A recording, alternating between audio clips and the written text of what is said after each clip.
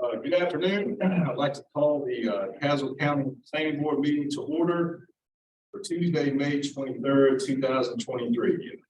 Thank everyone for being here. I hope everybody's doing well. I'd like to thank Mr. Hoagland for preparing the agenda. Has everyone had a chance to review the agenda? Okay, hearing no discussion, I'll entertain a motion to approve the agenda as is. Make a motion to approve. Second. Motion by Mr. Harris, second by Mr. Oakley. All those in favor of the agenda as is, please let me know by saying aye. Aye. All those opposed, like sign. Agenda is approved. Have the approval of the meeting minutes, March 28, 2023. And the Watershed Review Board Appeals hearing minutes, and a special thank you to Mr. Hoagland for preparing those minutes. It must have taken you days, if not weeks, to do that. So, thank you for putting all that together. So,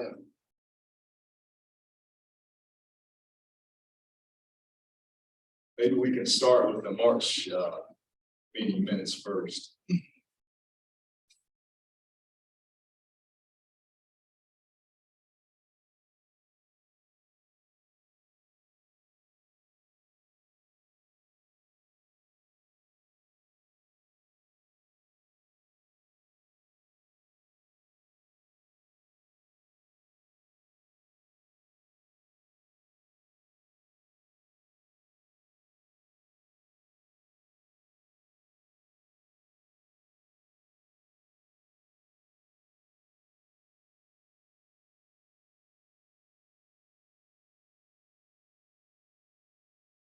Okay, fellow members, any issues with the March 28, 2023 minutes?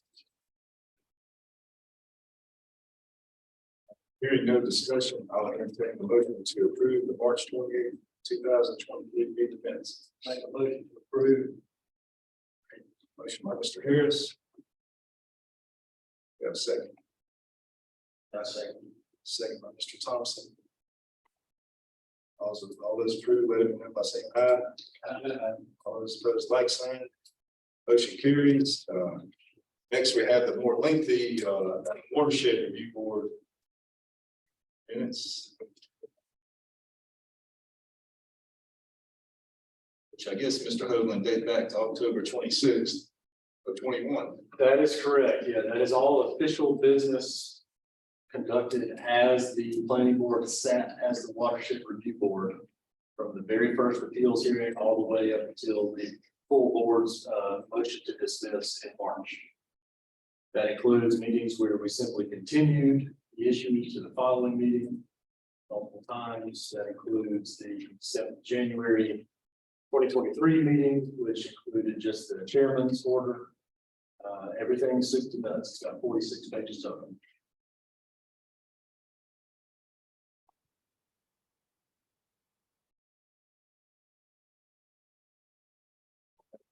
Read it out loud. No.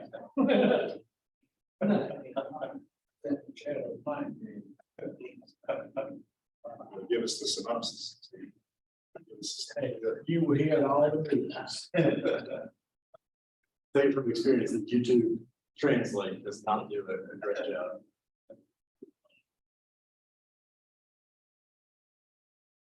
So there's no discussion. I'll entertain a motion to approve the minutes as presented. Watershed Review Board. I'll make a motion to approve. Motion by Mr. Harris. You have a second. Second by Mr. Oakley. All those in favor, let me know by saying aye. All those opposed, like sign. Motion carries. Public comments. Mr. Hoagland, do you have any public comments? No, sir, we do not have anyone sign up for public comments. We didn't have any comments submitted electronically. We haven't really had any electronic comments. It's everything down here back to more normal in-person meetings. So nothing on the sign sheet. Okay. All right, next we have part 5, unfinished business, consideration of the Highway Stream buffer setbacks And Chair recognizes Mr. Hoagland.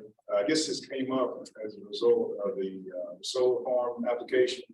Yes, So maybe we need some interpretation on some of the language of setbacks. Yeah, if you'll recall, so the planning board approved Mr. DeGrew's intended construct permit, and the last kind of lingering question on there was the interpretation of stream buffer setbacks and the high impact development ordinance.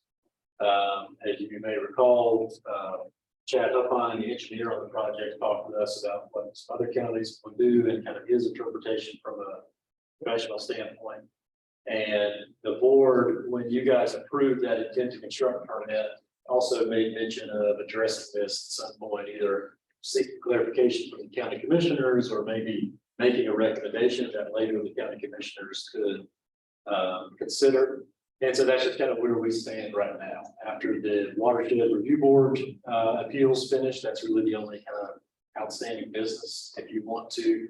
And I believe I know Mr. Oakley's prepared a presentation and some remarks as well. If you guys want to take a look at that, he's done a pretty detailed job. Well, do you have the language in the header that we need to discuss? Yeah, I can pull that up. I actually had the same images, the same clippings that I showed at the last meeting. Share my screen here.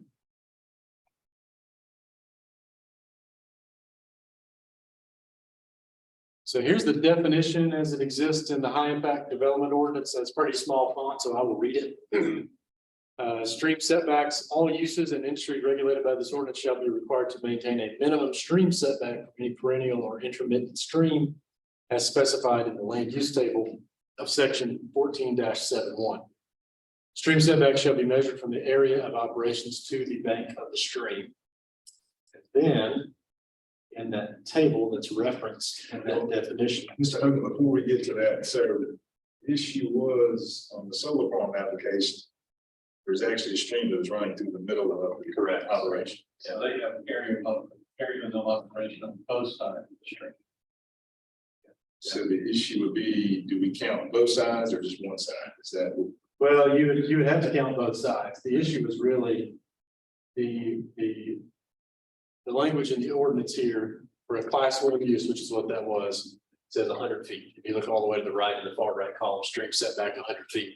So the question was that 100 feet total? Or is that 100 feet in either direction, which would compound to make 200? Now, the determination that the board came to, as you made your recommendation on the intent to construct permit, was that's 100 feet total. In other words, 50 feet on both sides. And that is actually in keeping with a lot of, you probably discovered this as you were doing your research, that's in keeping with a lot of state requirements for watershed protection regulations. Yeah, there's a lot of different language out there, so that's kind of why I figured I can go through what I found and then we can decide where we're going to go from there. So I'm not really drawing any conclusions or recommendations with this, but yeah, and I think it's important to mention too that I was talking to a couple of board members before the meeting. I don't expect any decisions to be made today.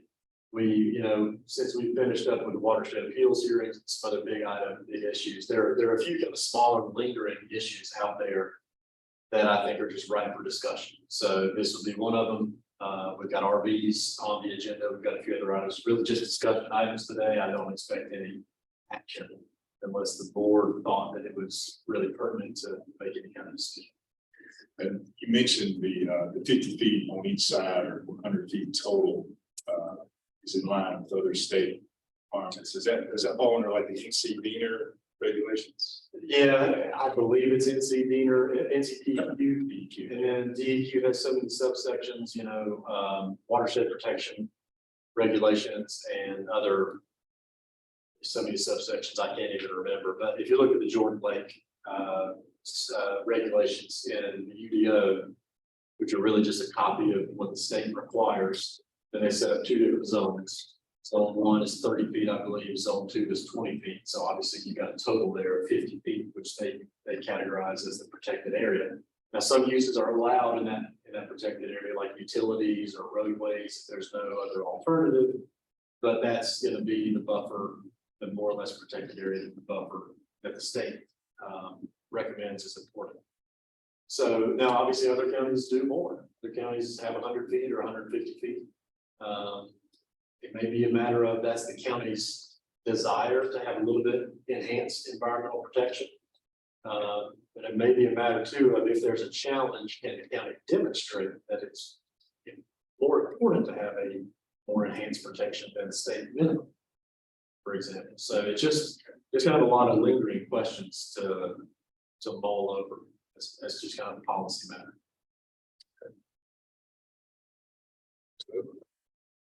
Do you have this, can you present it, Matt? I can, yeah. Okay. Give me just a moment. I have to find it in my. I mean, I can log in and do it if you prefer. If you're already connected there. I've got it in PDF format, so okay. Anything.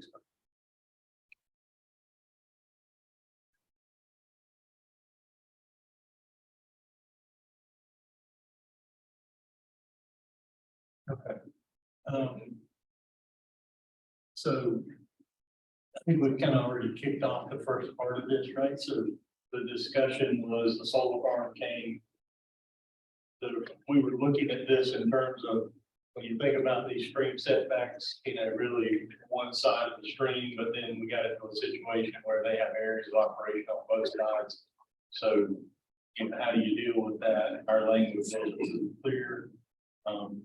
So we'll look at NCDEQ, what they have, what the stream setback is, what does it say in the Idaho? We've already looked at that as well. And then some other examples from other counties, similar to Caswell, meaning other counties which have these type of IDOs, but they don't have zoning. So put in a few examples of how does ours compare with theirs. Okay, so go ahead to the next page. This is a representation of what's in the DEQ document. It's a little hard to read from way back there, but like Matthew said, this is the stream here. They have two zones set up. So zone 1 is 30 feet. It has undisturbed forest vegetation, and then there's a zone 2 of managed vegetation. And then the other thing that's important on here, it has top of bank, right? So a lot of these documents that you go through, you're going to notice some of them have, they specify top of bank, and other ones just say stream bank. So that's another thing that we should probably consider, is just clarifying the language to say top of bank, because that's more clear, I think. So like you guys already heard, 50 feet, and that would be measured on both sides. If there were areas of operation on both sides, it would be 50 feet. So I think everybody would understand why you have these. Anybody have questions about why these stream buffers are important or anything? I know in forestry, you guys have buffers around stream stuff too, right? Yeah, but it varies depending on what river basin you're in. Right. Like Jordan Lake, it has more intensive, Roanoke, it is more lenient, so. Right. It all gets to be. Yeah. Wood on river basin. Yeah, I mean, obviously, if you had farmland and you had a field running right up against the stream bank, then you're gonna get a lot of fertilizer stuff going into the stream, not gonna be healthy for the stream. If it was some other type of industry, you can have the same types of situations. So anyway, obviously an important thing to do to protect streams. Go to the next page.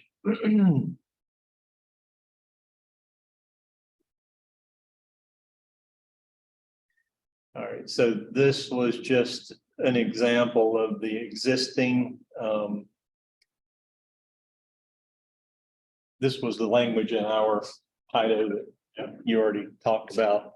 This is just a diagram showing what this means, right? So this would, let's say this was the area of operation of any industry listed in here, right?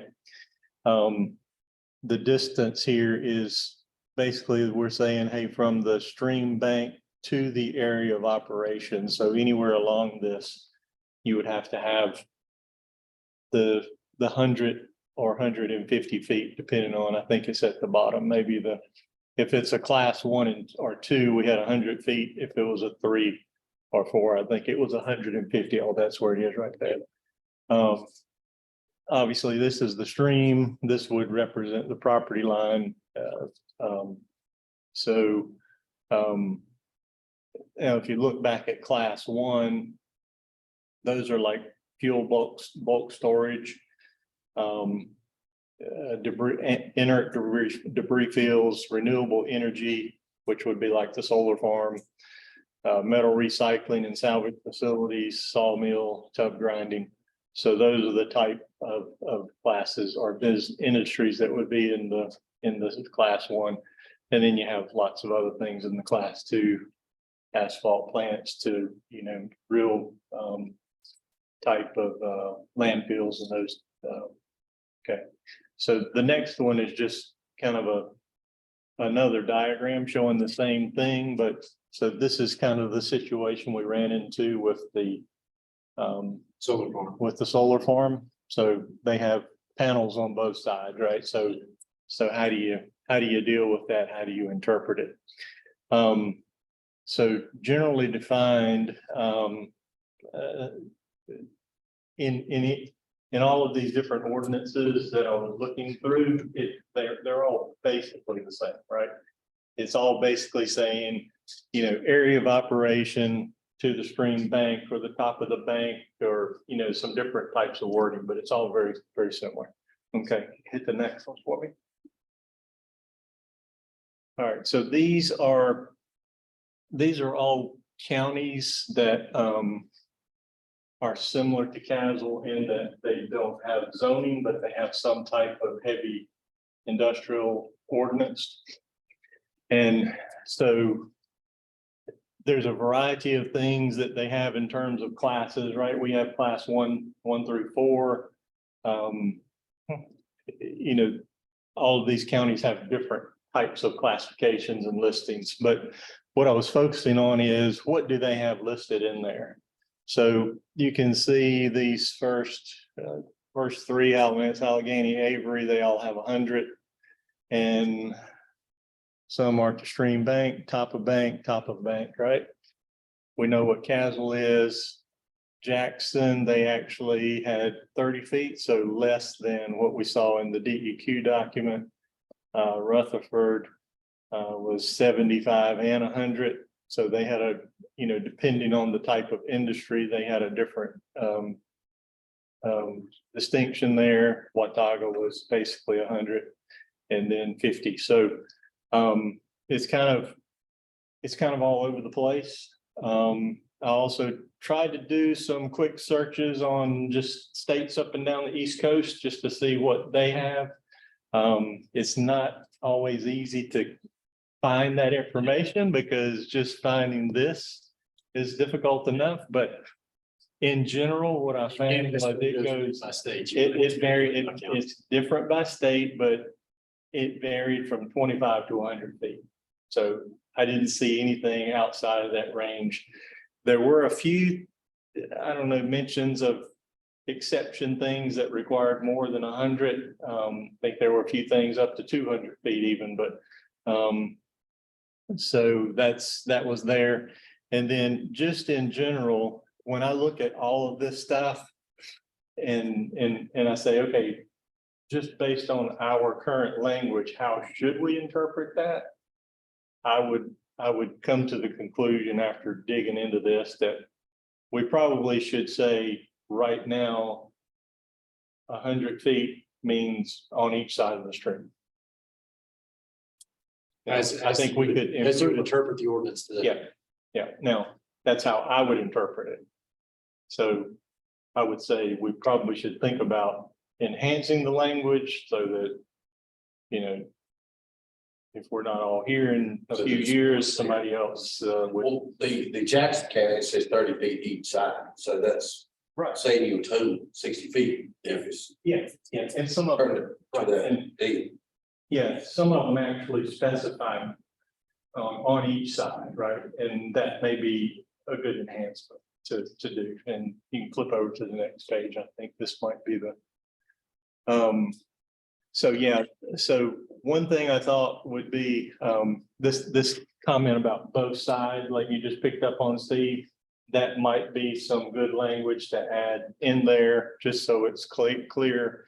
And then in the Watauga one, they actually had a diagram that shows how to visually define, top of bank. So something like that might be good to include in there as well. So, like I said, I'm not proposing or wasn't planning to make any type of motions for changes or anything today.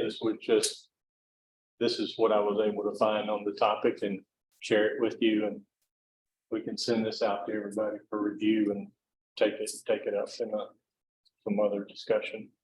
When you were researching these other counties, did they also say perennial and intermittent streams are required to have setbacks? There was some mention of it. Most of this is perennial. Okay. But there's definitely some mention of it in there. Okay. Yeah. So that would be another point that, would probably be good to include in there. Yeah. So, yeah. All right, thank you, Mr. Odom. Oh, there's a close-up of that diagram. If anybody's interested.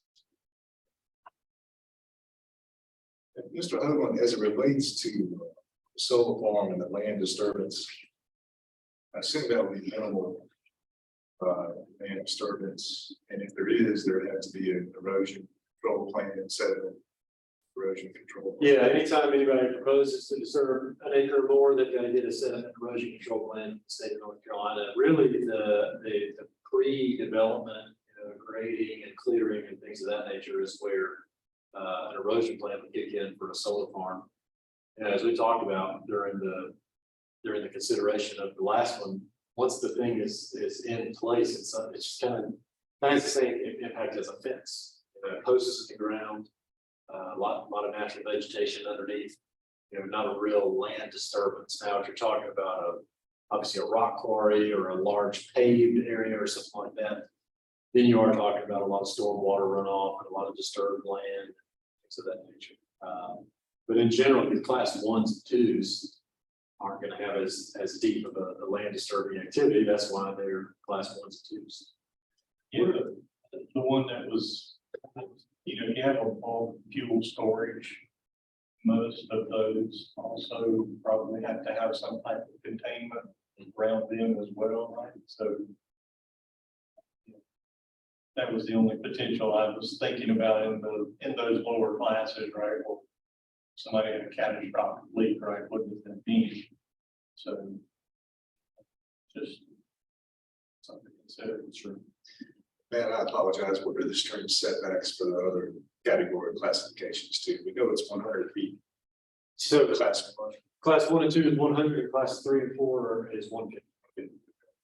And when we made our recommendation as to the solar farm, our interpretation is 50 feet on both sides. Correct, for a total of 100. Total. So in Jackson County, like Mr. Thompson mentioned, it's 30 feet on each side. Total. Yes, it's way it was spelled out. Fellow board members, what do y'all think would be appropriate?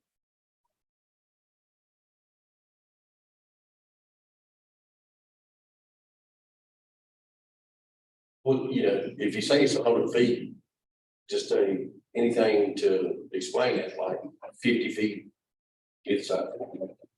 Rather than, their interpretation of looking at that photo was like 100 feet from the stream bank. It just showed the stream 100 feet on that side. Right. Was so, when it winds up actually being 50 feet either side, or if it's only on one side, 50 feet is sufficient, right? If you only doing work on one side of the stream, then 50 feet, right?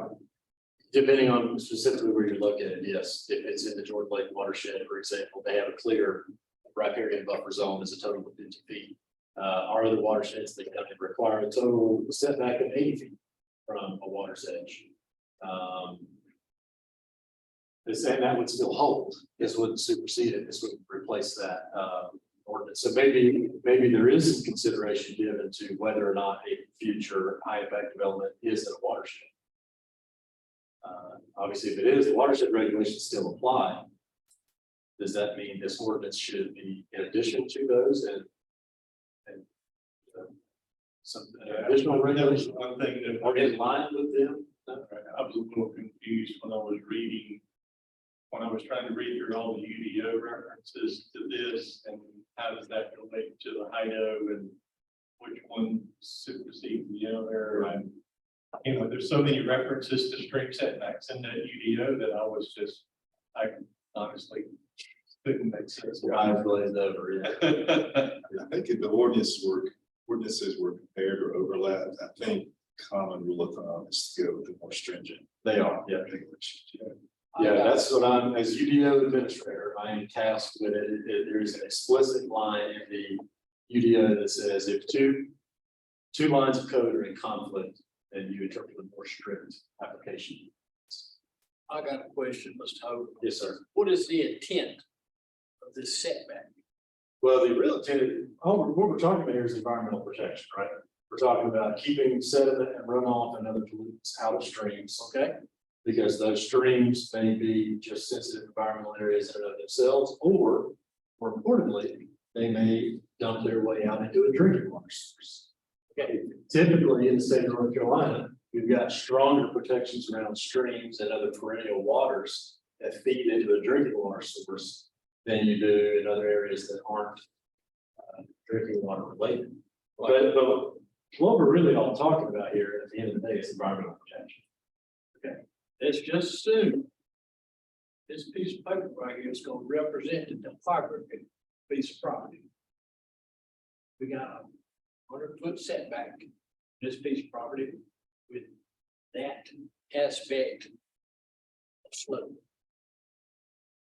You change the aspect of slope. You change what needs to be buffered, in my opinion. Yeah, the slope, and even, we were talking about the top of the stream bank, but Right. then you have to consider, well, what's feeding into the top of the stream bank, right? So to your point, right, the slopes of all of this stuff is really, We get on spots on a country line creek, and you have that aspect down here. But you also have on country line creek some aspects of slope like that, so. I don't know how to address that. well, And then what if it's a pond and I and don't, it's on a slope like this? You know what I'm saying? There ain't many applications in Castle, but I know of. Yeah, well, there are rules on natural ponds versus man-made ponds. Yeah. And I don't know if you guys saw this, deep down in the document cache of the Sunrock asphalt plant property. On that property, there's one natural pond and there's one man-made pond. And they had to provide a letter from an authorized agent who was either from NCDEQ or NCDEQ certified. I think it was certified. That the Jordan Lake watershed regulations did not apply to the man-made pond, but they did apply to the natural pond. So there are ordinances that address that. If it's in that district, right? If it's in that watershed, that's correct. Yeah, but if it is that's kind of why I asked about perennial versus intermittent streams. A perennial water body, you're gonna be able to tell because it's there all the time. Intermittent or seasonal, it's a little bit tough. If you got a really dry year, you don't have an intermittent stream. You know, what used to be an intermittent stream, and you might have an intermittent stream again next year, but you don't this year. And that gets into an interpretation of, is this a string bed or is it a gut? Yep. Right. Mr. Thompson, I know you deal with this a lot in the forestry aspect. How do y'all approach it? From a forestry perspective, we look at a well-defined creek channel and water level vegetation. And a lot of times you can look at it from is that stream bank clean as far as debris and leaves, which means sometime in the deal, There's deer pond. In the past, that vegetation has been washed out as far as leaf matter. But solid interpretation.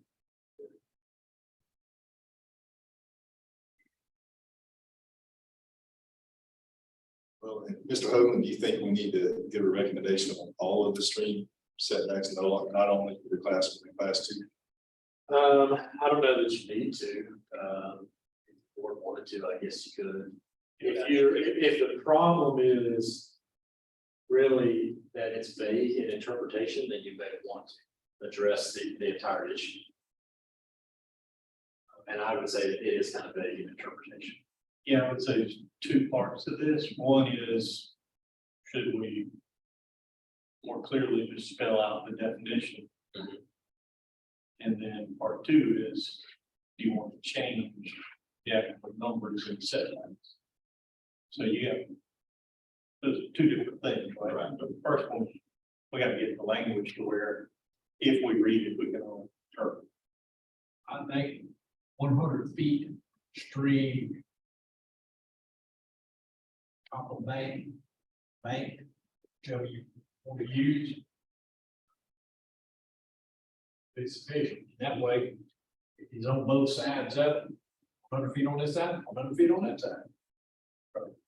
Well, I think the way we interpreted it, recommendation we made was 100 feet total, which would be 50 feet on each side. Correct. For the last application. But you're saying 100 feet on. Well, no, I'm just, I think 50 feet from stream bank to area of operation or whatever. What Steve is recommending would be consistent with everything else that I read, meaning we get our language to where when you read it, you say, this number means 50 feet, either side of the stream you look at. 50 feet on this side, 50 feet on that side. Right, right. So it's just a matter of getting our language where. I think it's a squarity issue, a distance issue. How does everybody feel about 50 feet on either side? Some counties are a little more lenient, looks like other counties are a little more restricted. I think 50 feet is enough.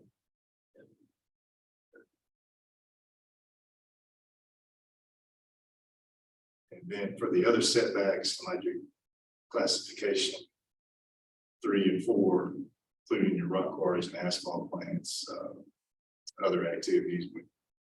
I know setbacks are more stringent. Would you apply the same rule there? It's 150 total, it'd be 75 on each side, or 150 feet total. It just depends on if the ordinance is amended and what it says. But basically, that's the way it is now, 75 feet. Today it's 100, for the class 3 and 4, it says 150. Correct. Now, But it's 75 feet. Well, that's the problem is it's so vague that you could interpret it either way. So, yeah, I mean, But if there's, let's say your property line is the creek, then obviously you would say, okay, well, 150 feet. But if your creek runs through the middle of the property as it did with the solar farm, then you may take a different interpretation. That's yeah, I mean, that's what happened. after I've looked at all this, I personally would interpret our ordinance to mean 100 on both sides. Right. Or 150 on both sides. That's how I would interpret it today. Right. That's just my opinion. That's after reading all these other ordinances as well. And looking at what DEQ had and everything, but that's why I say this is where we just need to clarify the language and decide if you want to change.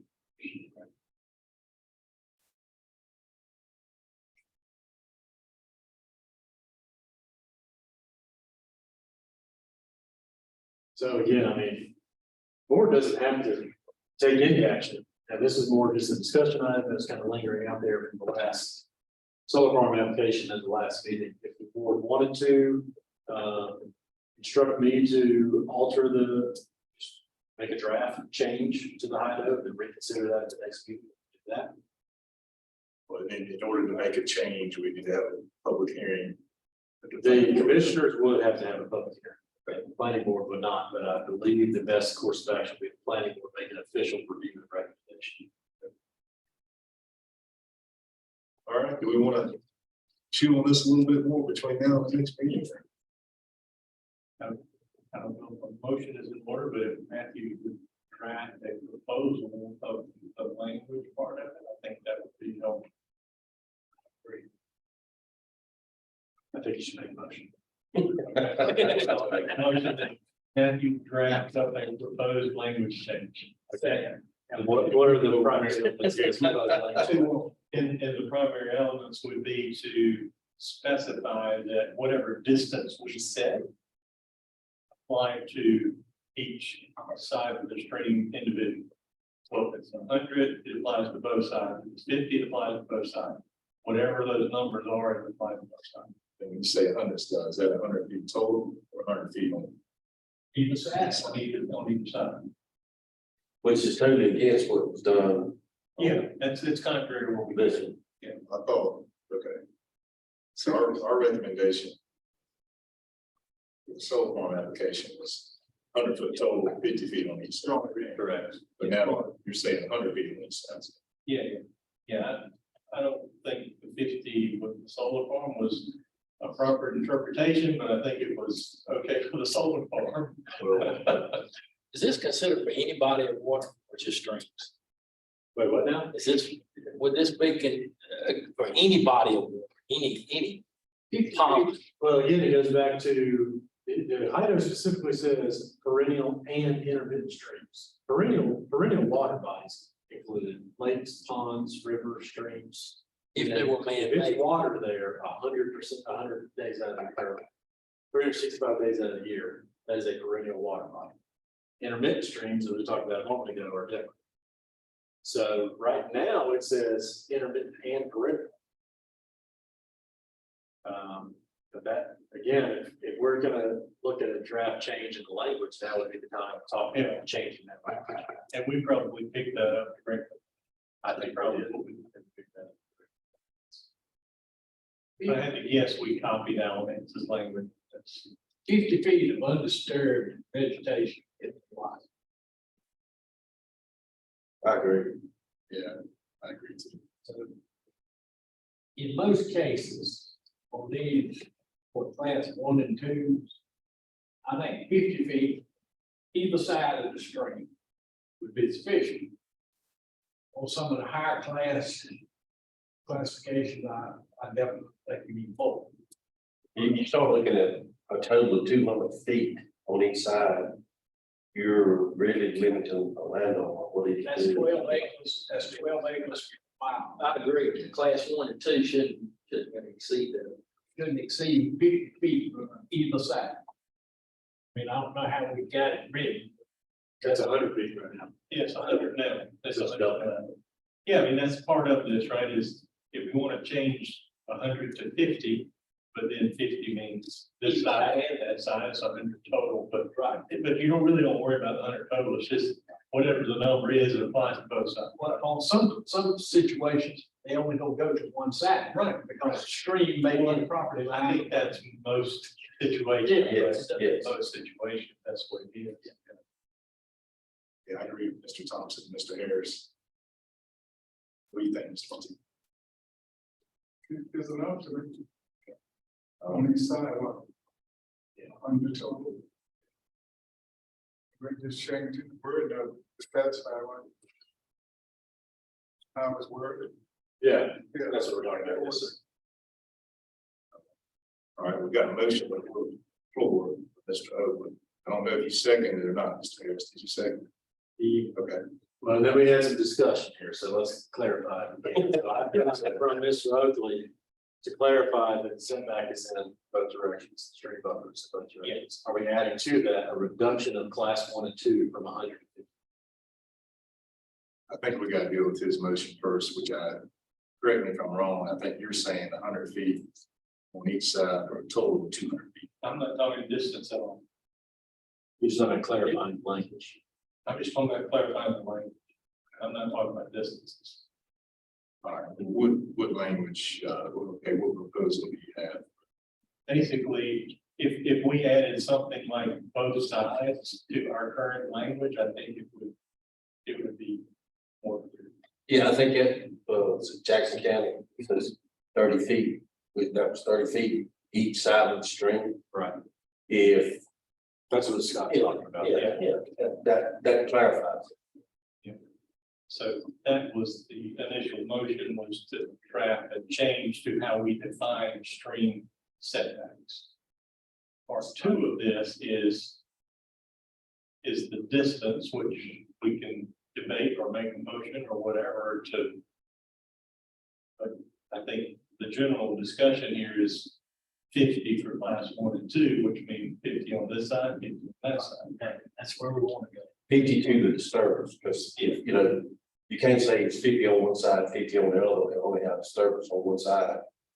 And have to buffer on the other side. Right.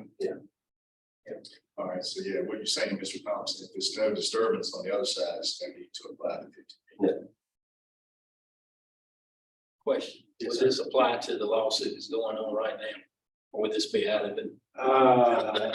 Before we get to doing that, I believe that is a settled issue.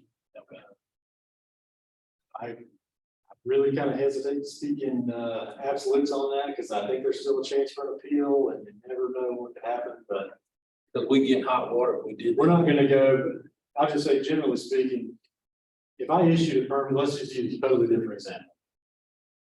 Mobile homes, okay, we issued a mobile home permit last week, and we said, yes, you can do cinder block skirting, and then the county came and said, we're gonna change our rules, and now you can only do brick skirting. We're not gonna go back and make them do brick skirting. They're gonna be protected, they've got protections. So whatever was in place at that time. Exactly, yeah, you can't go back. Somebody's got to approve. Permit, you can't go back. Mr. Oakley, does your motion apply to class 1 and class 2 categories as a whole? The definition would apply to everything. So if you just want to do this in one fell swoop, I would recommend you amend your motion. So you've had a motion and a second, and it's a discussion. Your motion was just on clarifying the language. Yep. If you want to do a friendly amendment to incorporate Mr. Harris's changes from the 100 to the 50, or maybe also the class 3 from 150 to something else. Yeah. And this would be We can do that, we can make a second. You could make a second motion. So let's close the first one and then you make a second. Mr. Oakley, just one more question, would this be an interpretation that for the stream setbacks as identified in ordinance, that would be the total? Instead Say of, that again. so if it's 100-foot setback, that would be the total, not 100 on each side. Well, that's what we're seeking to clarify, right? Is to make the language clear that the setback, the stream buffer setback is in all directions, in both directions. Okay. And the applicability would really be only if the perennial water body runs through the middle of the property. If the water is the same as the property line, then you're only talking about one direction. Right. Obviously, if it runs through the center, then you have to apply it in both directions. But that's what Mr. Oakley's motion is seeking to clarify here. And class 3 is, sawmills ain't in class 3, are they? No, that's class 2, I believe. Okay, just check.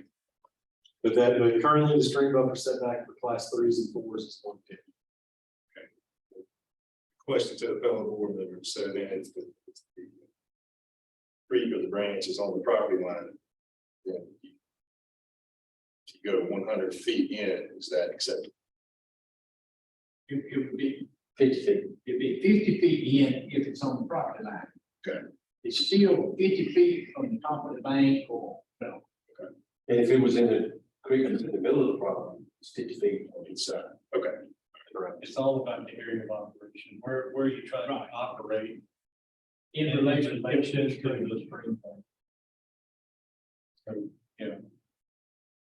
Property lines don't really come into play in this definition too much. Yeah. The property line comes in, then you did it with the property line. Okay. In stream. Unless the stream back is property. Still, It's still, Which is common. Yeah, that's common too. Got to be 50 feet. That's gotta be 50. All right, yeah, I was just trying to get a clarification. I think we're all saying the same thing. Okay, all right. So we have a motion on the Hey, floor. man, just get it written up so we can understand it. Well, I will, but I'm gonna make sure we get it documented here. I want So we to have, know exactly what you should instruct. we have a motion, Mr. Oakley, on the floor to clarify.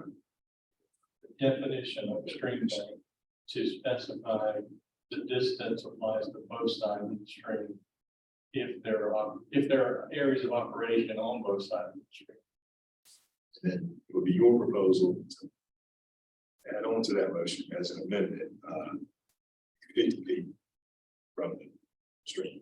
Stream B, stream bank, For class 1 and 2. or class 1 and 2. Yes. And in my definition also, just from what I looked at, I think if we put top of stream bank, that's even more descriptive. Okay. Well, how's it interpreted now, man? I think that's basically what it says. I think top of bank and stream bank are kind of the same thing, but you see definitions of both, and it's again an interpretation when you walk up to the stream and try to determine what's the top of the bank, right? Steve and I spent a lot of time in the woods and up and down streams. And there's several stream bank configurations. Yes. This being the stream. Some stream banks are like this. Yep. And you get other streams and there's stream bank is like that. Yep. The stream bank is actually higher than the out away from the stream. Yeah. It's known as the alluvial ridge or what? Yeah, most rivers have that. Rivers and large creeks Yeah. typically have that. So they built that- up sediment right there, but Right, then, yeah, our sediment washes out. And it's built up a little bit higher than the land away from it. So top of bank would be a good definition there. But where it's just like a small branch and you don't have a alluvial ridge on it. Where's the top of bank? Interpretation. How far I mean, the intermittent streams get to be even from a water perspective, get to be a big deal in interpretation, gully, stream. And most times what you look at, a gully is not gonna, it's not gonna have a spring head top of it. And a lot of them, once it's done, even if it does, when you get above that spring head, it's gonna flatten out, you know? And then you get into places that, okay, you got it, it's a defined stream bank. And then you got flat area, then you may go above it, it looks like a stream bank. But a lot of times, once you get to that flat area, then you don't really worry about it unless it's a stream head or flowing water. But interpretation.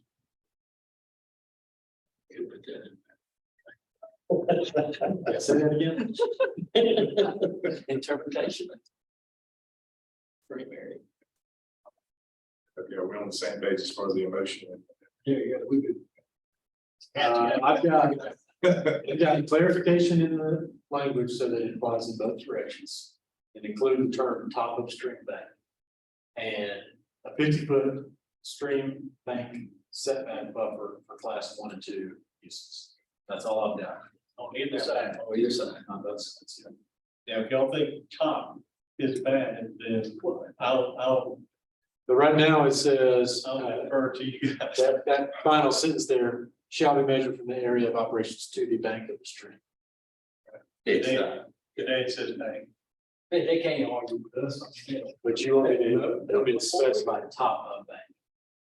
That's what I heard. The reason I said that was it seemed clear if you wanted to pull in some type of diagram, but when you talk about all the different variations and how you define the top of bank, I understand that too, so you know, all of this is gonna be interpretation, so if you wanna leave it at a bank, I'm not gonna argue with it. if you can stand on the bank and jump in the water, you want the top of the bank. That's a great interpretation.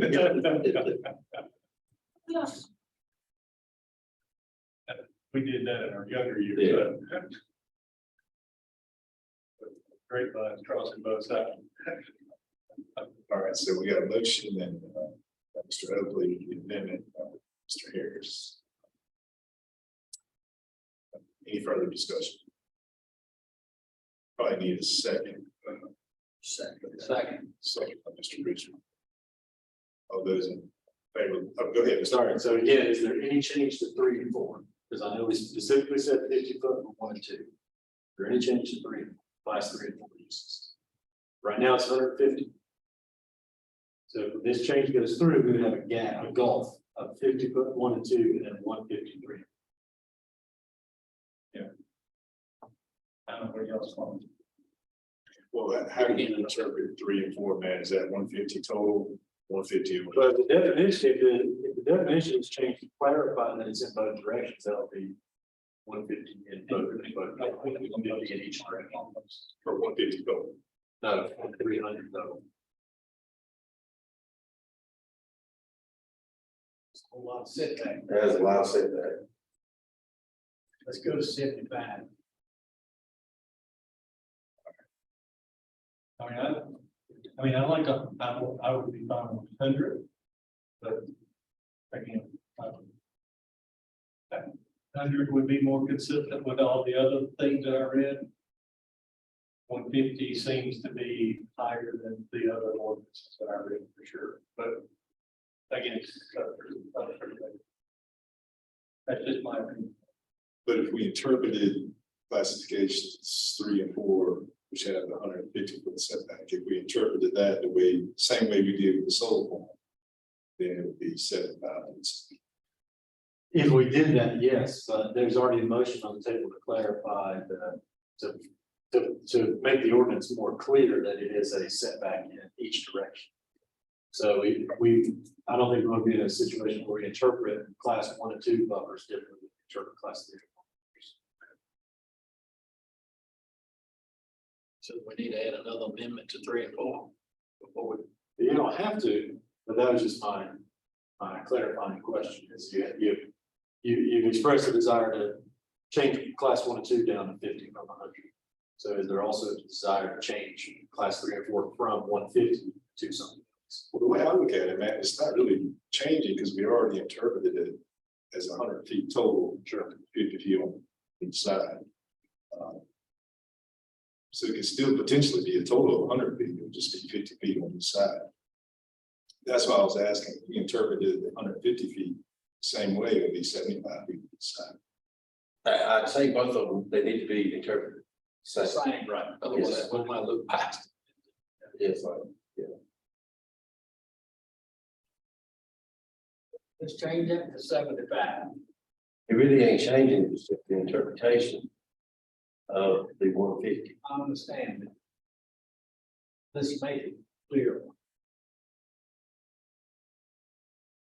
It's about as clear as pond water. Man-made pond or natural? 75 feet on either side. How will that work? Well, it would work if depending on the watershed that it's in, you're gonna have an 80-foot required minimum buffer anyway. So that probably proceed to 75. Right. But it would, And we could make a notation of that too, that if it's located in a specific watershed that's more stringent, obviously. absolutely, yeah. The regulations would be more strict if it's in Jordan Lake. Well, like I said, I'm already tasked with whatever is the more strict interpretation of the ordinance, that's what I have to apply. I think it's important to make a notation of that too, because we've got to balance private property right aspects of environmental impact.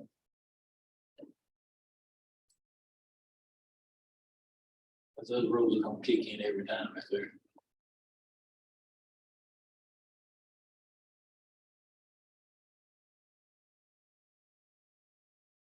But Matt, before we make this motion on classification 3 and 4, do you feel like we need to do a little more research? It feels like we're more confident Well, yeah, certainly if you want to, as far as I understand it, right now, all you guys are doing is recommending that I go back to the office and make some changes and prepare it for the June meeting. That's not a vote. that It's we- not a vote to go to that the We're commission. saying, we lead over to study. Exactly, yeah, they could just add it to the next agenda. Okay, incorporate these changes for the next agenda. You could look at it next month and go, man, what were we thinking? It's terrible. We're not gonna do that. Or if you wanted to pass it along to the commissioners, then you could. So this is just simply me coming up with a draft for you guys to review in a month. Okay.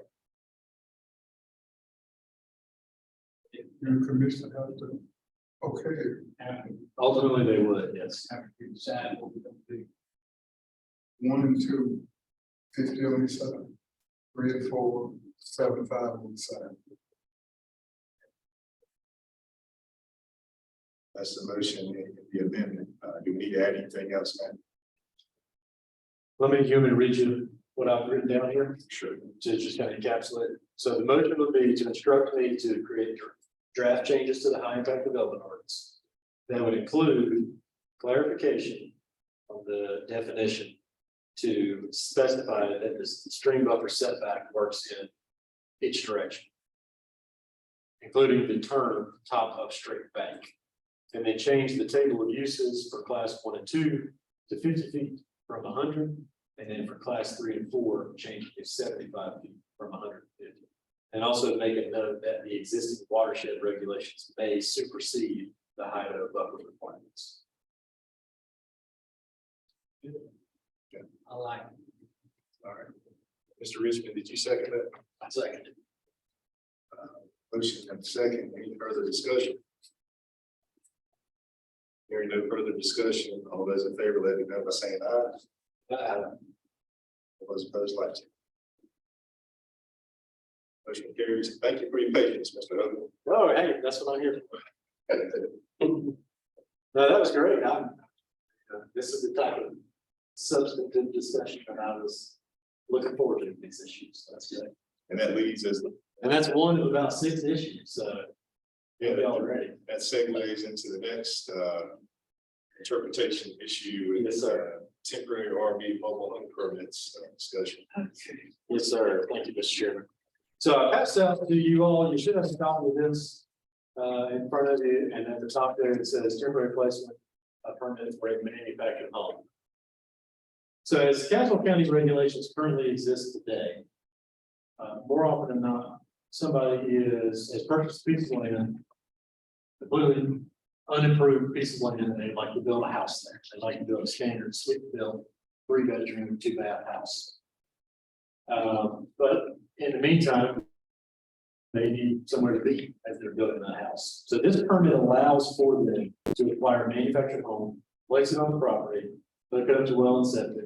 They don't have to do a permanent survey around that manufactured home, and they are allowed a period of up to 3 years to stay in that manufactured home while they're building their permanent residence. When you say manufactured home, Mobile. this is a mobile home or an RV, Well, that's what we're gonna discuss, yeah.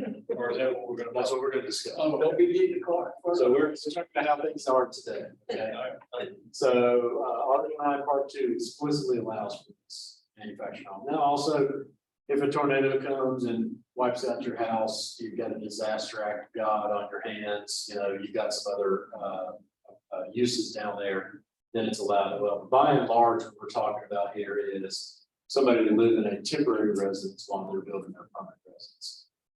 Fairly recently, I would say within the last maybe 2 to 3 years, we have seen a dramatic uptick in individuals in this situation who don't have a mobile home at their disposal and aren't really interested in temporarily purchasing one, but they do have an RV. And that RV is perfectly living. That RV, according to the environmental health regulations, has to be hooked up to a well and septic system.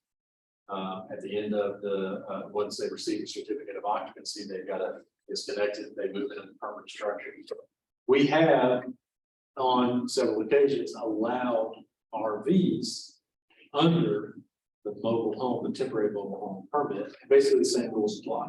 Set it up, make sure it's approved, you got 3 years, build your permanent structure, and then you move out. The benefits to doing that is, I think in about the last 10 or 12 years since this ordinance was originally crafted versus today, the technology and the livability of your average RV has dramatically increased. I mean, these things are like small houses on wheels as it stands today. And also, if a property owner has a mobile home that they're living in temporarily, they move out of and they move into their permanent residence.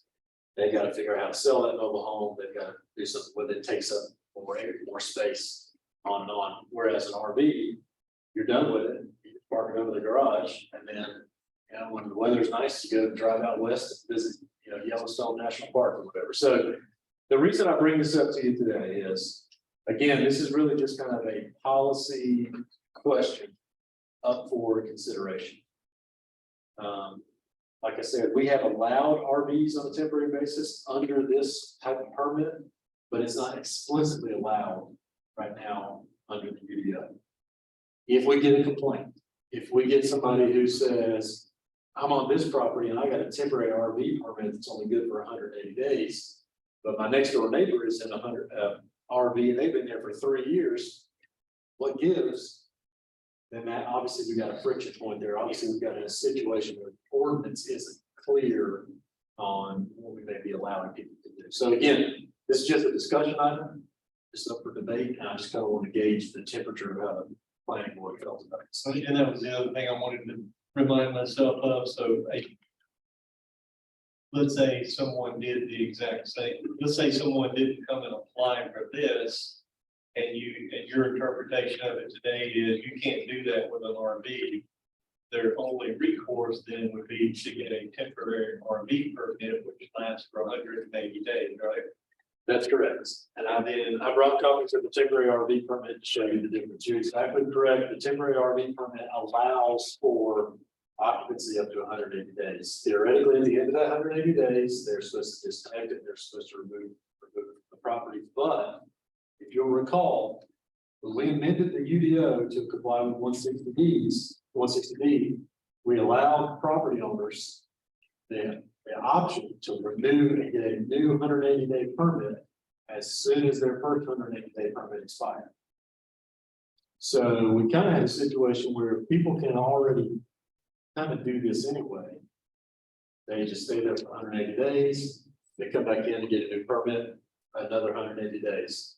Get a new permit, 180 days, back and forth. So, And yeah, $50 a year. to me, Correct. yeah, to me, that's the more troubling aspect of this is because you're enabling someone to basically live permanently in an RV, and whether, and do we want to make that possible? Well, even the period is 3 years. I mean, nobody's living permanently in No, an no, I'm saying if you can renew the 180-day temporary RV. Correct. indefinitely. Indefinitely. Therefore, the current UDO enables someone to live permanently in an RV. Well, it does and it doesn't. The same allowance that gives them the opportunity to renew after 180 days says if the RV is situated to be a permanent residence, that's a violation of the ordinance, and you're not going to get another temporary permit for 365 days. And we talked about this a little bit before the meeting. If I get a complaint, somebody says, hey, I'm pretty sure my neighbor's just living in their RV over here, regardless of your 180-day rule. And we go out there and the wheels are flat and they built a deck, they got potted plants and they got a grill that's got rust on it or something like that. It's gonna be pretty evident that they set it up as a permanent residence. Their permit will be revoked and they would not be allowed to pursue a new permit for 365 days. So there's a teeth in there that discourages them from just set it and forget. So in other words, if the RV is not in a situation where it could be driven off, Correct. then you're in violation. That's exactly right. Matt, would it make things easier for you? On this temporary placement permit for the manufactured home? If it was interpreted or we added language that RVs would fall under the manufactured home definition. I think that's, if the county is interested in doing this and allowing it, I think the cleanest and best way to do is an official, an actual amendment to the UDO to explicitly allow it. And this would be only for when an individual is building their house. Yeah, well, you got, yes, yeah, or. You know, maybe if it was a disaster, Right. a natural disaster, act of God, something like that, we could specify the conditions. But the more common, what do you normally encounter? Like, what are the more common occurrences? You know, not, I mean, it's almost 100% building a permanent structure. Yeah, you're right. A lot of these RVs are more expensive than Yeah, the average home. And that would apply to, let's say they were gonna do a major remodel. Yeah, same would apply, right? You know, if they were doing a major remodel, yeah. I think that situation would apply. If they were moving out of the house, if the remodel, you said new construction, but this can also apply to somebody who was doing a if major. the remodel were such that they needed to move out of the house, yeah, this would be good allowance. So you can't live in an RV when you live in a home. Technically now, you can, and you can for a period of 180 days, but you can't for an extended period of time. You can't for 3 years like you can in mobile home.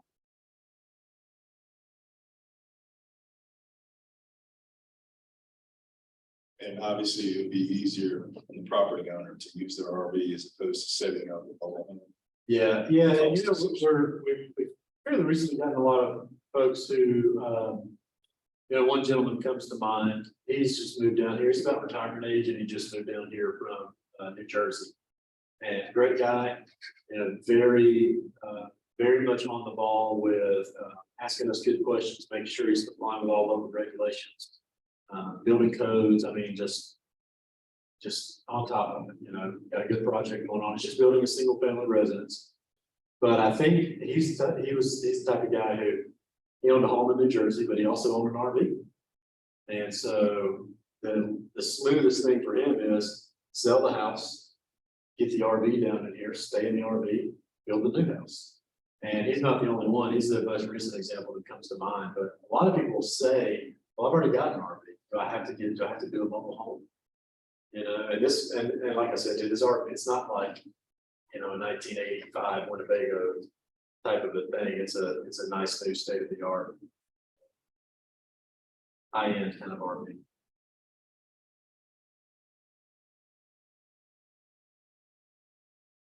Seems like the appropriate path be to enable that. Enable the RVs option. And one thing I'll add too is, you know, we have wrestled with this and obviously a lot of my permits are issued in tandem with environmental health. They recently got some clarification on the state level too, that pending some really extenuating circumstance, there has to be a connection with a well and septic system. So it's not like somebody's gonna be on their property for 3 years with a self-contained dump unit. And then there's no mechanism that ensures they're not just dumping it in the woods or dumping it in intermittent stream, for example, or something like that. So this is done, you know, we've had a lot of conversations with environmental health and the other departments to really think about how this apply.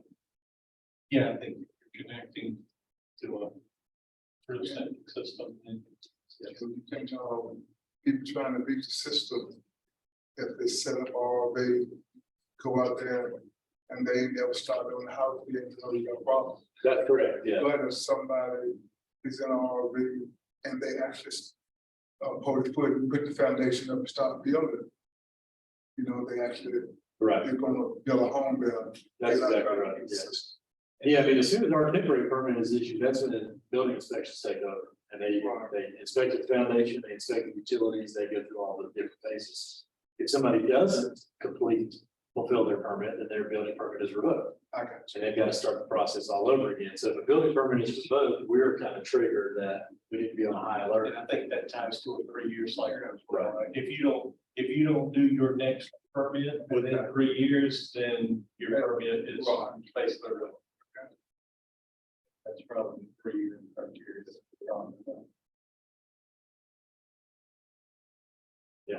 So again, if board wants, similar to how we discussed with the HIDO, I can kind of draft up some language and bring it back and let you guys chew on it, see what you think. So you would need more than just an interpretation from us. Yeah, I think it needs to be explicitly stated in the UDO, because right now, if you look at Article 9 broken down into 7 parts. One is manufactured homes, one is RVs. Manufactured home ordinance specifically talks about an allowance for manufactured homes for 3 years. The RV ordinance only specifically talks about allowing it for 180 days. So there needs to be some clarification in the language that you can use an RV in a similar fashion to a temporary mobile home.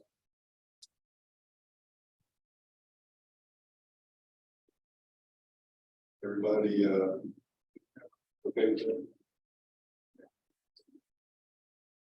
Motion is there. Sure, I'll make a motion to draft up some language to include RVs under the temporary replacement permit currently in place for manufactured homes. That's good. But I think we did all read because of the right.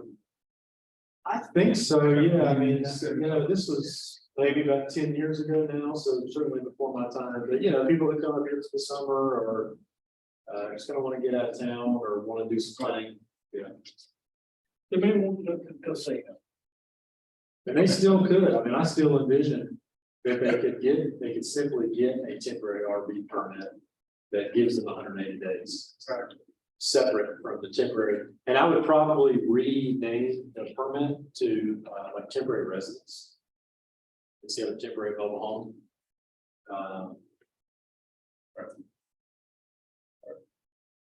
We have a motion by Mr. Oakley. I think I heard a second.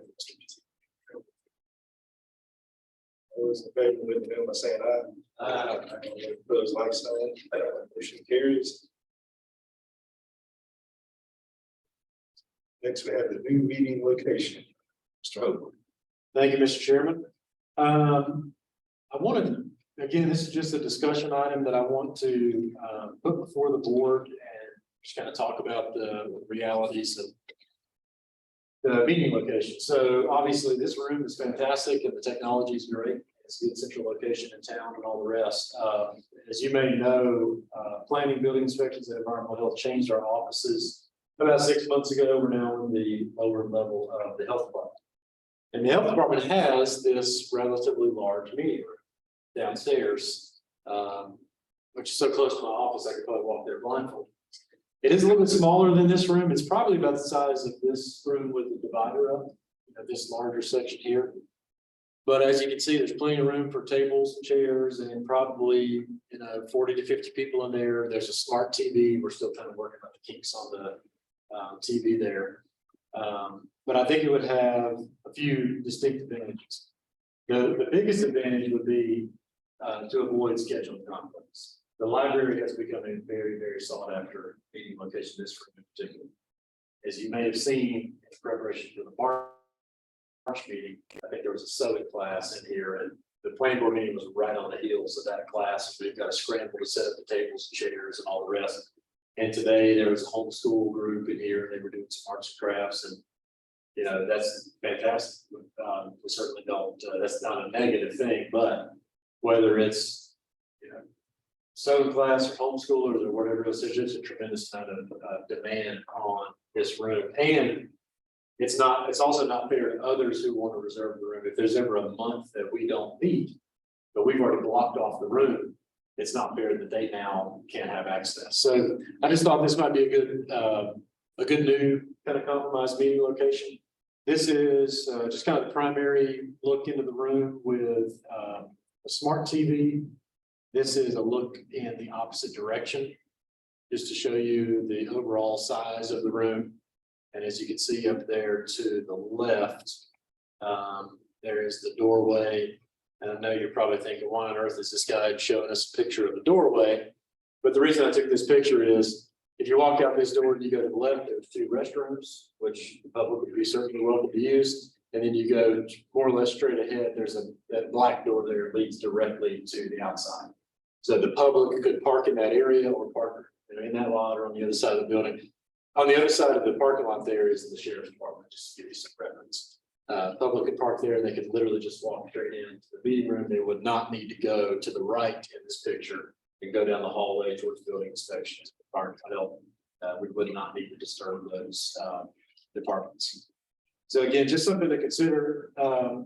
I do want to tell you that I've worked last kind of day and a half with IT on working out some of the kinks. The smart TV that I showed you earlier, we had trouble getting it up and running based on the Wi-Fi. So we had to get we had to kind of splice an extra long Ethernet cable to get it connected to an Ethernet port, and it worked great. Then we hooked up the camera to the TV, and we couldn't get the camera to function. I think we need an HDMI adapter. So it's not ready to go just now, and I would not recommend voting today to change the meeting location. Just something to think about.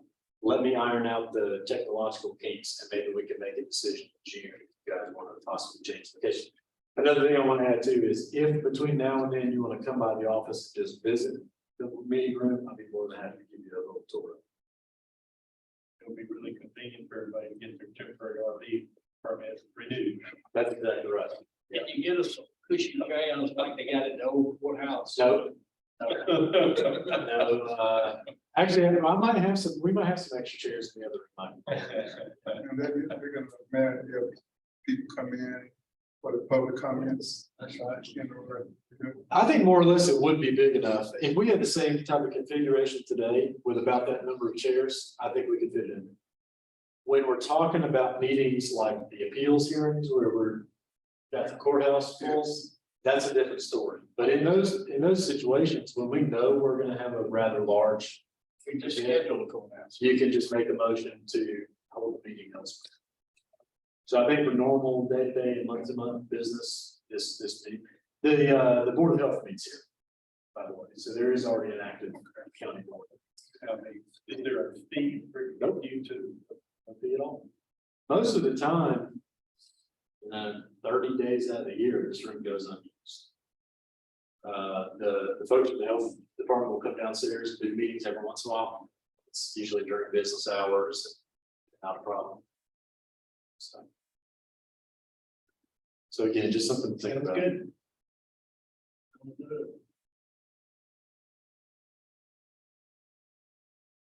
All right. Thanks, Mr. Yes, sir. And planning department updates, broadband. Yes, sir. Broadband. I just had a conversation with the county manager earlier today. He shared with me, and I'll be happy to share with you. Charter Spectrum says they have connected approximately 3,000 households in the county out of about 10,000 that they plan to connect total. So roughly speaking, they're about a third of the way finished their full deployment. Zytel, the winner of the grant, you may remember from past couple meetings, Zytel has committed to connecting about another 1,900 houses throughout the county. So we're talking at the end of the day about 12,000 households throughout Casco County who receive it and who currently don't have it.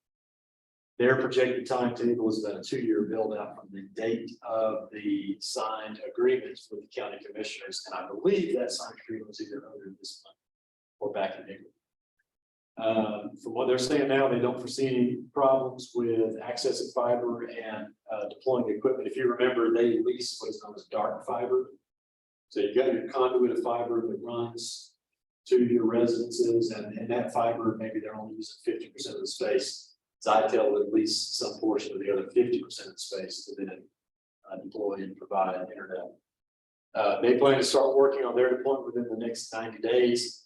And one important thing to mention about the county agreement is the county will not pay their end of the agreement until the project is completed and signed off on by the North Carolina Department of Infrastructure. And I think, if I remember correctly, it's 250,000 the county has agreed to help finance. But that's all I've got for Cell towers. Yes, sir. Show you guys a very exciting photo that some of you have probably already seen. Very exciting. Very exciting. Give me just on fine. And this photo.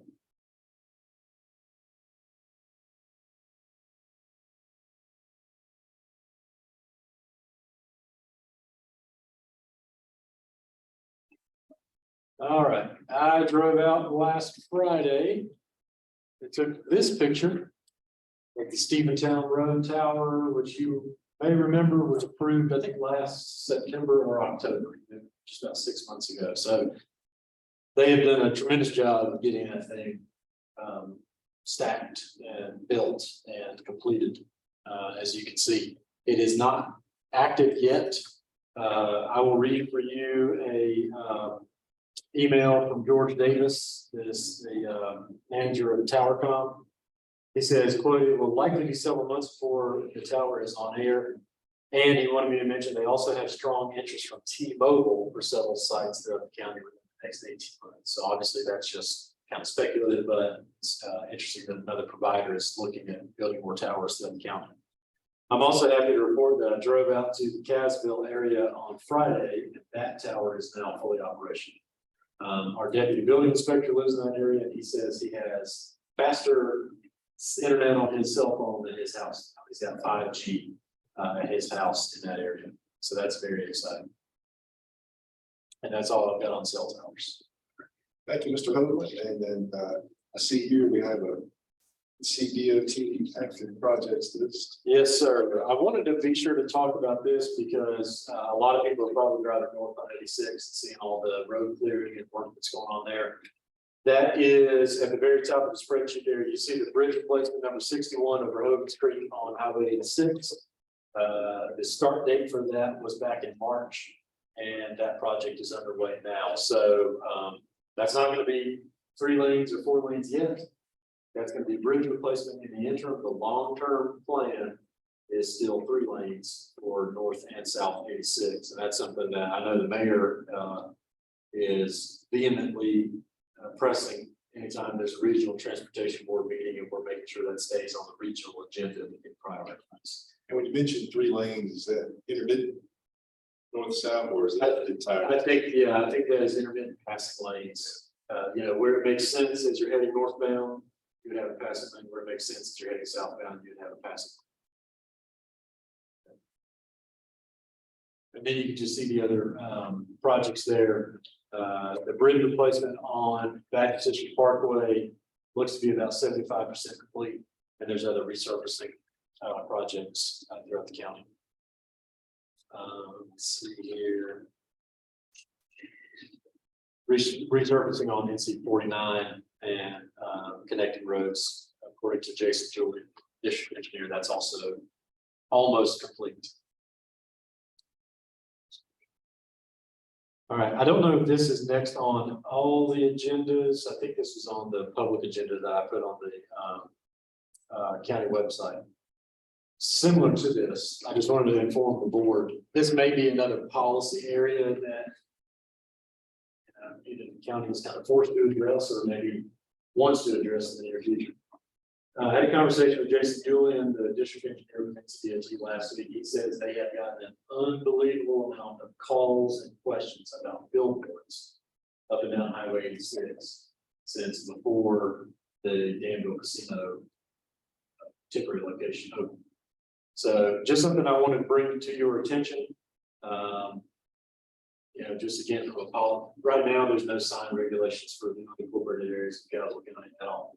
There's some in the Hiker Lake area, but obviously we're talking about Highway 86 here. So again, just something I wanted to bring to the board's attention. Does the town of Eadsville regulating within their zoning? I'm not sure. I believe so, but I'm not sure. Do most counties have regulations? I would assume so. I would assume so too. I haven't done any research into that, but I would assume so. Don't we have sign regulations in the UDO? In Hiker Lake, the Hiker Lake zoning area, we do, but not anywhere else. Okay, I thought if there was a certain size sign countywide within the UDO regulation. It's probably a good idea. I can't anticipate what crazy stuff could happen. Probably a good thing for thinking about. All right, and I've got one more item that I wanted to share with you all. Just very briefly, this is taking place tonight, actually, in the town of Milton. After I leave my meeting here, I've got to wait a couple hours and then I'm going to another meeting. There we go. So as you guys probably know, from time to time, from what I understand, the EPA requires that each state do a reassessment of certain flood zones, and then the state Department of Public Safety goes through and reassesses those flood zones. So certain flood zones, more or less along the Country Line Creek corridor, in and around the Milton area and south of the Milton area are the focus areas for what we're talking about tonight. That's why Milton is the location of the meeting. But there will be a presentation of the preliminary updated flood maps for Caswell County. Citizens do have the opportunity, if they wish, they have the opportunity to challenge these maps before they're adopted. But obviously, this is a very scientific process, and it's not the type of thing where the state is just going to say, well, now you've got a flood zone, and it's an arbitrary determination. So, but that meeting is taking place tonight at the Milton Town Hall from 5 to 7. The state is required to conduct a public meeting in every single county in North Carolina. And obviously, this is going to fulfill that requirement. At some point after the public meeting process and the adoption process has concluded, the county will have to go back and amend the UDO and say the flood zones that we enforce are up to date as of XYZ date. So right now, I don't know what that date is, but let's just say it's 2013, whatever it is. The new reference will be these maps as amended 2023, or maybe won't be until 2024. But at some point, we will have to go back and amend the UDO to account for these updated maps. But part of that process is the meeting tonight. Connected dots over here, so the primary concern here would be, let's say I have a house that currently is not in the flood zone, but the map changes to incorporate it. So now I is in a flood zone, therefore my insurance rates would increase as a result of that. That's exactly right. Yeah, that's these are called firm maps, flood rate insurance, flood insurance rate maps. And it really all boils down to the insurance rates on structures based on flood zone proximity. I haven't seen where any of the county flood zones will be changed to incorporate any structures of significance. Maybe an old barn or something like that. It's dilapidated, not usable, but you're exactly right. The primary bearing on this is for insurance purposes, but I don't think we're talking about anything more than minor adjustment off the woods down by the creek. That's all I got. Thank you for that, Mr. Hoagland. Thank you for the fellow board members. Any other business to come before the board? Hearing none, I'll entertain a motion to adjourn. Second, Mr. Petit. Second, by Mr. Hoagland. All those in favor, let me know by saying aye. Meeting adjourned. Thank you, everybody.